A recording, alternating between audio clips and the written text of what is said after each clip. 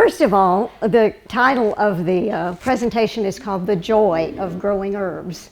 So I'm going to tell you a little bit about how I learned that joy as somebody who really wasn't too interested in gardening. It was probably back in 1991. I had a dear friend who called me on a Wednesday and said, "Guess what? I bought 2 tickets to an herb class on Saturday morning." And I went, "Oh." So it was the middle of March, kind of like this time of year, but it was cold, and we got up that morning and it was blustery cold. The wind was blowing so hard. And I thought, oh, I wish I were in bed. But we went way out into the country, got out of the car, and went past this lady's house out to this little log cabin that she had in the back of the house. And I remember thinking, this is going to be so long. What time is it? But my world changed when I opened that door. I opened the cabin door, and this lady that was teaching the class on growing herbs had a roaring fire in the fireplace. She had little china teacups set up around a table with herbal tea that she had made and little lavender thumbprint cookies that she'd made for everybody. And it was like I walked into another world. It was just, and then we sat around a table and she just passed around all the little herbs that she had that she was growing. And she said, just take them and rub their little feathers and smell them. And I was like, oh my gosh, it's like heaven. So I was just completely enthralled. So I went straight home, went to the store and bought some herbs, looked out my back window and decided where I wanted it. And I went out there and dug a hole into the clay and stuck them all in there. And they lasted about 3 weeks before they all died. So I knew I had a lot to learn. So anyway, that's kind of where I started. But it truly it put some joy into my life that I didn't know existed. You know, I probably had gardening in my genes because my grandmother used to have a garden club come and visit her house to see her roses and all of her other plants. And so I probably had it in my genes, but it was latent and I didn't know it was there, but to love gardening. So anyway, I just want you to all, hopefully someday, if you aren't already, experience the joy of growing herbs. Okay, and this is going to be a really practical lesson on how to do it. Nothing technical, nothing about the properties in herbs or, you know, deep medicinal qualities or anything like that. It's just going to be how to make your own herb garden. So first of all, when you're starting out, consider your time. Don't think, oh, I've got to do an herb garden and I need to make it, you know, half an acre. Find a small spot and start with 2 or 3 herbs or something that you know you have time to take care of. If you don't, it'll become a burden and you won't really enjoy it like you should. The next is to select your site. Some options to think about when you're going to select a site is first of all, what are you going to use your garden for? Do you want it to be a little place to go sit and contemplate, you know, and put a little bench maybe out there? Are you going to use it for herbs for your kitchen to cook with, which means you're going to want to put it close to your kitchen door probably. And so there are lots of different options, but you do want to select a site that's easy to get to, that is away from drafts and windy days, and you've got to have sun. You have to have most of the herbs we grow are from the Mediterranean, and they have sun all the time. So in the summer when you're growing them, you've got to have at least 6 to 8 hours of sun, at least 6 hours of sunlight every day.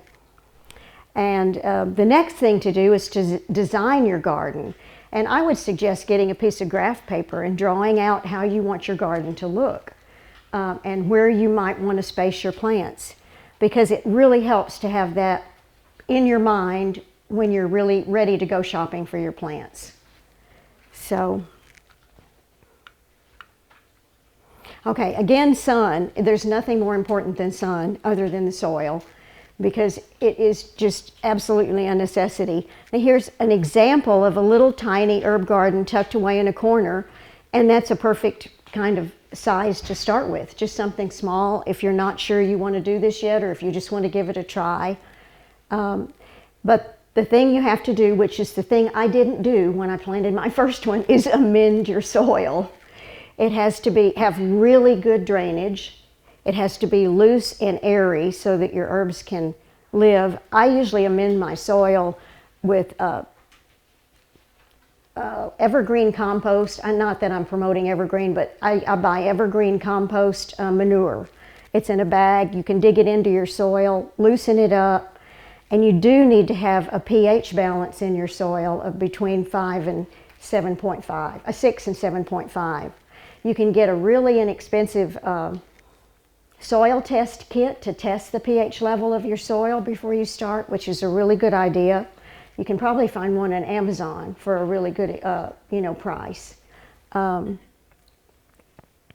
Again, wind protection, because some of the plants are delicate and wind can really whip a plant and destroy it. So a protected area is a good place to do it.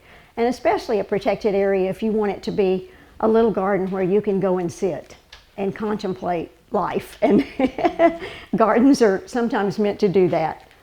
And again, think about how you plan to use it. Is it going to be a kitchen garden? There are so many theme gardens that you could go with herbs. You could have a biblical theme and have a biblical garden and look at the herbs that are mentioned in the Bible. You could have a kitchen garden, of course, which are the herbs you want to cook with. I was trying to think. You could have a contemplation garden, like I said, where you just wanted to go and sit, and you would have things that were really fragrant that you wanted to catch the smell of when you were out there. So those are all things to consider.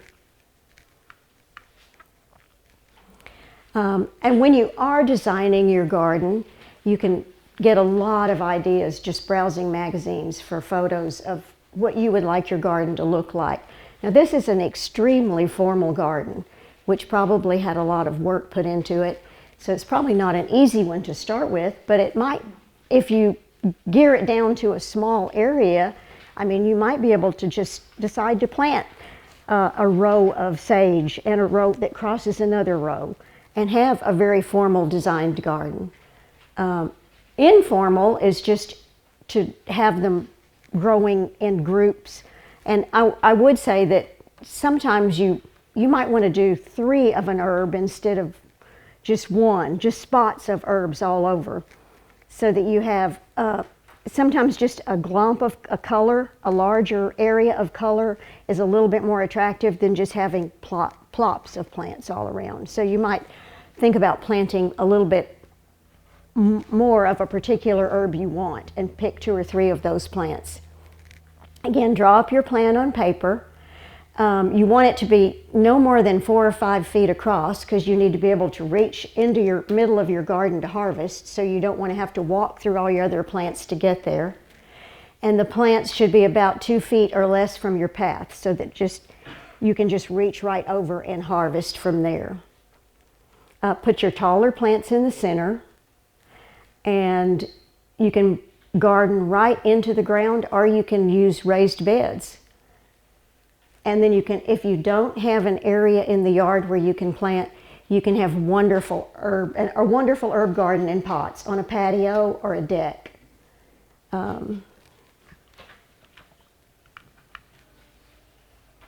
Again, prepare the soil, which we've already talked about, and then buy your plants. When you go to look for your plants, you need to really be careful when you buy them, because you don't want to buy any plants that are root bound. These plants I just picked up as an example at the co-op a few days ago to show you, and the soil is really moist and the roots are coming a little bit out the bottom, but it's just, you can tell by how soft it is when you squeeze it. If you squeeze a pot like this at the nursery and it doesn't dent in at all, then it is totally root bound, and it is so hard to get those plants to start off well and survive and grow. And while I think about it, I really bought these so that you could do what I did when that first herb lady that I went to, she said, take these little herbs and pass them around and just run your fingers over them and give them a sniff. And you'll see how wonderful it is. So I'm going to do that. This is a pineapple mint, and this is peppermint. And we're making peppermint tea over here for you too to try. So.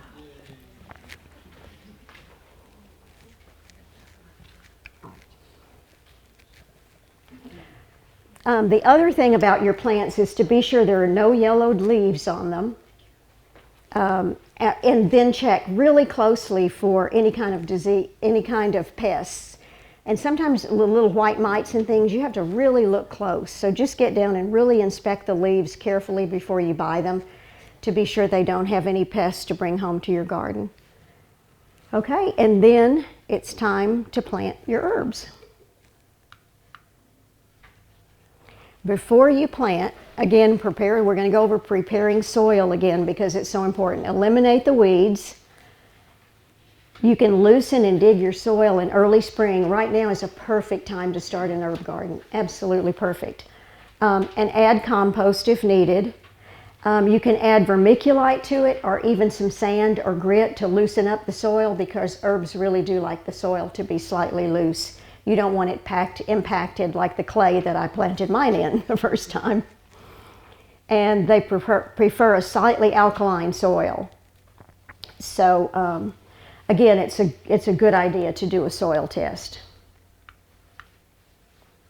Buying plants, check for any disease, the root system, yellowed leaves. The best time to buy an herb is not when it's all flowering. You want to get it in the bud stage. So if you purchase a plant, look for one that has lots and lots of tiny buds, but not the whole thing flowering already. It'll get a much better start. And taller is not better. So sometimes the tiniest plant is much better than the taller plant that looks lush and big, because it takes a lot less stress to replant a tiny plant than it does to plant a big plant, because usually it will wilt over the first time you do. And then buy from a reputable supplier. I think I'll mention some suppliers at on the last page. We'll look at those later. Don't ever let your plants that you purchase dry out. Be sure that you keep them watered and water them really good right before you're going to plant them. And when you're about to plant them and you're looking at your design and your layout, you should put all of your plants in place of where they want to be, and just have a look at them so that you can change the layout if you want to. Most herbs do not need much fertilizer at all, and some need none.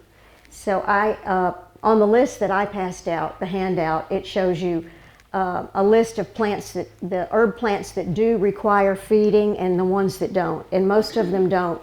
Most of them you won't ever have to feed except the one spring feeding, like you feed all of your other plants in your garden, your shrubs and perennials and everything. Just a little bit of organic fertilizer is great just at the beginning of the spring.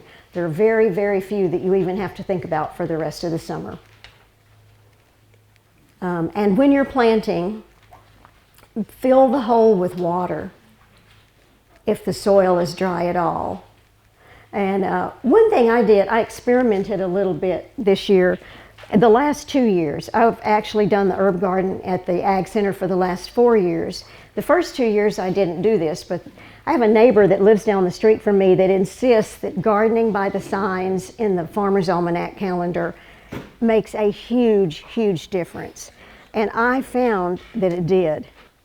This past summer, and spring especially, I planted on a planting day, and I have never seen the herbs grow like that in my life. I had basils that were this big around and this tall.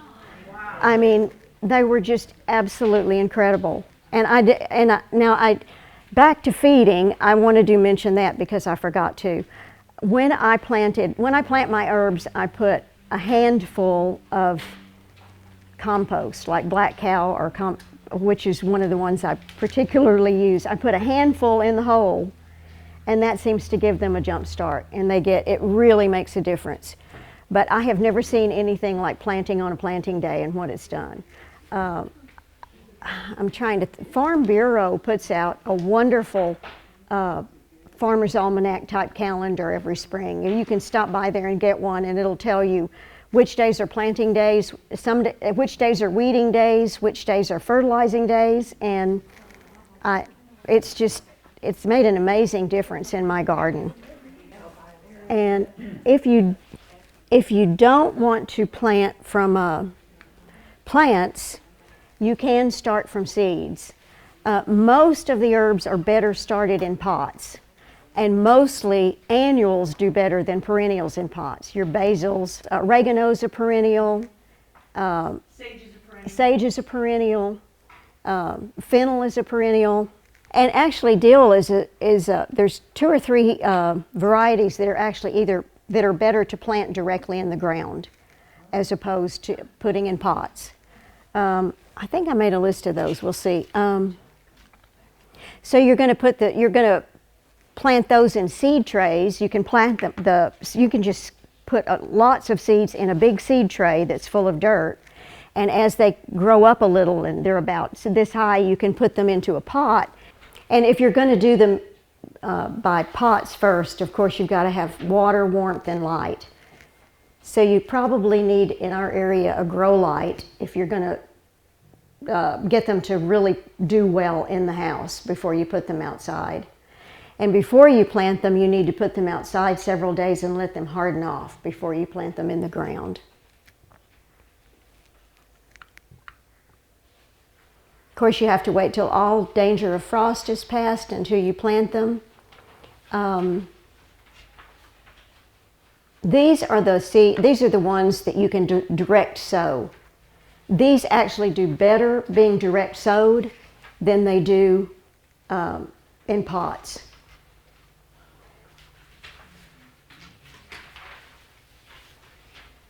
Borage, chamomile. So, did everybody get those? Well, I didn't know if I had them on the list. Okay. Now you can also plant from propagation. So if you have friends that have herbs that they can share with you, you can actually start herbs. Some of the woodier herbs like lavender, some of the basils are slightly woody, like the African blue basil. It's almost a bush. It has very woody stems. You can cut those stems, and sometimes you can root them in water. I rooted several basils in water this spring and gave them to my son-in-law to keep in their greenhouse over the summer to plant this, over the winter to plant this summer. And all you have to do is cut the stem, take a few leaves off the bottom of the stem. I would cut a stem about this long off the top of the plant. And sometimes you need root tone. Sometimes, if I do it in water, it's always done pretty well for me, with especially some of the basils. But if you're going to put it in dirt, you probably need to put a root hormone onto it to help it root. And then, of course, there's root division. Like, I think we have an example of root division over here in this bag. Onions and chives. You can just dig out a section of the root to divide the plant. So a lot of times people like that will share plants like that with you, and they take off really easily. Now, another example is layering. And that we successfully layered a rosemary plant at the Ag Center this year. And the rosemary plant was about this big around, and of course the stems were tall. We bent one of the stems down into the ground, held it down with a rock, and covered it with dirt, and that stem rooted. I went out to my garden this morning and pulled, this is an oregano. You could go all the way back into the plant, the mother plant, and you could divide that plant. But this layered on its own. You can see the stem is laying on top of the dirt, but it's attached. And I'm going to pass this around for you to look at too, because you can see I just cut the stem. I didn't cut it all the way back to the mother plant, but it has developed roots right here where I pull it up and it stops. It rooted itself into the ground. So this can be planted and do fine as a start for oregano. And feel free to pull it up and look. You can see its little root hairs hanging on there.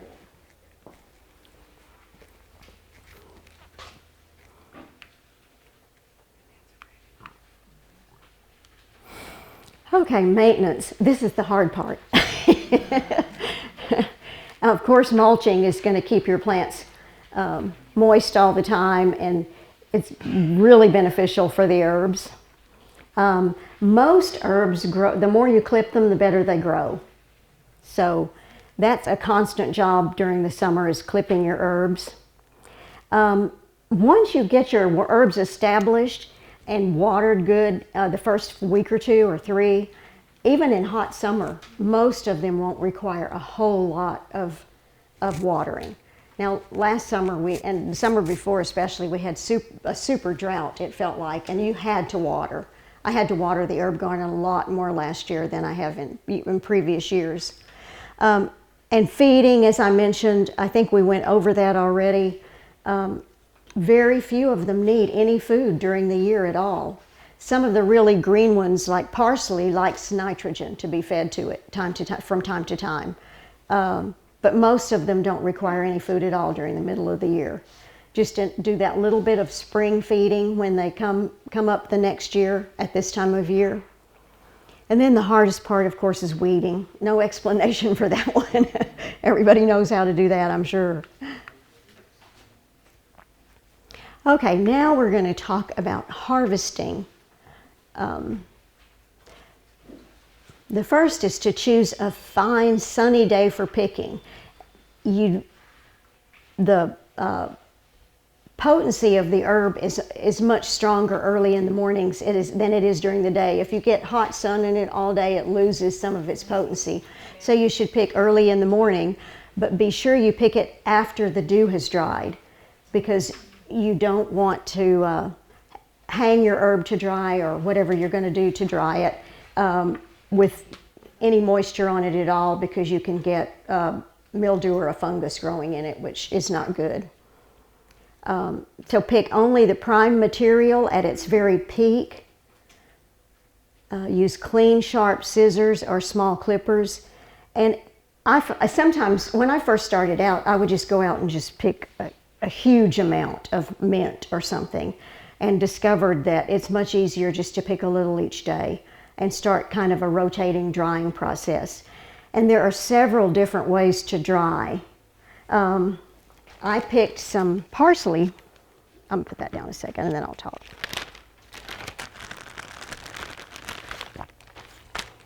I picked some fresh parsley out of my garden this morning. It lasted all the way through the winter, and it's just as green and pretty as it can be. It's just wonderful. It smells so good. So when you're going to start to dry your herbs, there are many different ways to do it. The most often way that you see is to tie it in a bundle and hang it upside down. But a lot of times I think, like if I took this entire bundle and tied a string around it and hung it upside down, there's still a lot of pieces that are touching. So I'm always thinking that it's not going to do as well, or that it could get, some mold or something on it if I dry them that tightly together. So I kind of experimented a lot last year with some different ways to do it. I take my mint and actually just put a paper towel on a huge cookie sheet and lay just stems, not touching each other, all the way across the whole cookie sheet. Put it in my garage, and it's ready to harvest to strip off the stems in a week. It dries so quickly. One day I had my cookie sheet full and I was like, what am I going to do? Well, I turned my colander upside down and I started putting the little stems of mint into the holes all over it. Anyway, that one broke as I put it in. The stems on the mint are a little bit stronger. These are a little bit weak. But the entire thing was filled with mint, and none of them were touching each other. So that's another way to think about. And then I was just brainstorming before this, and I thought, what about a chip clip? Now, I couldn't find my big chip clip, But if you were just doing a small amount at a time and you had a big chip clip, and it's got a little hook on it, you could actually string your herbs all the way along that chip clip and just hang it to dry without worrying about them touching. And they're going to dry a lot quicker too if they're not touching at all. From what I've read, they say don't wash your herbs when they come in because you don't want them to just be soaked with water. It's going to take them a lot longer to dry, and again, you're a concern about them not drying properly. But one of the herb books that I have suggested just wiping them with a clean, damp cloth. You should definitely pick all your herbs before they go into flower, because once they go into flower, they've lost a lot of their potency. So just when you see a bud almost starting to form, that's a really good time to pick your herbs.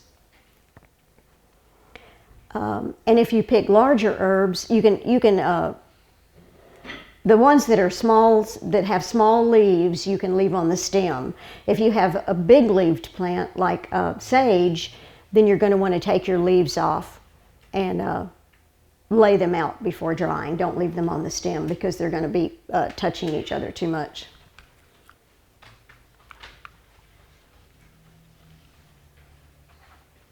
Of course, now chamomile is an herb that you harvest only the flowers.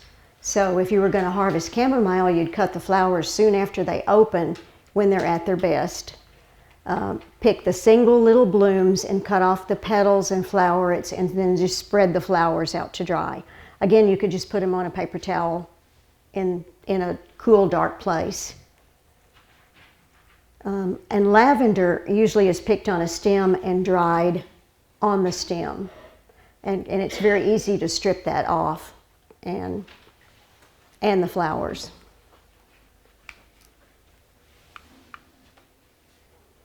Roots and rhizomes, these fall into the herb category too. You can harvest them in the fall when the plant's dormant, and you can leave like part of the root in the ground for the next season.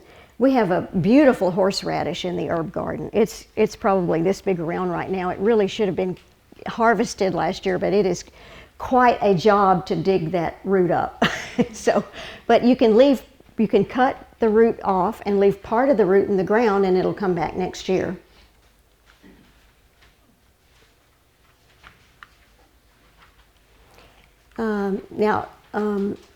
Garlic is actually an herb. It falls into the herb category. You can plant garlic and dig the bulbs in early fall. And then you can hang to dry. You can also plant garlic and onions. You can plant turmeric and, in fact, I brought some of that we had in the herb garden last year. This is all turmeric. I'm going to pass this around too if you would like to. And also there's some ginger. I think there's one of them is ginger. But you can just scratch one of the little turmerics and you can smell the potency of it. Okay, I think we went through drying pretty much. And the last thing is resources. I have three of my favorite herb books here if you want to glance at them. One thing I didn't do was storing. Okay, these are from my cupboard. And I usually store my herbs in either glass jars or plastic containers. As long as they're airtight and you keep them in a fairly dark place in a cupboard, the more light that they have, the less potent they become. But I have lemon verbena for tea, and I have thyme and oregano. The oregano is the one I seem to use the most. And I can't even begin to put a dent in what I have saved because it is so strong compared to what you can buy in the store that a tiny pinch in soup, it's wonderful. It's just amazing the difference when you grow your own. And then I have some suggestions for places you can buy herbs. Well, thank you.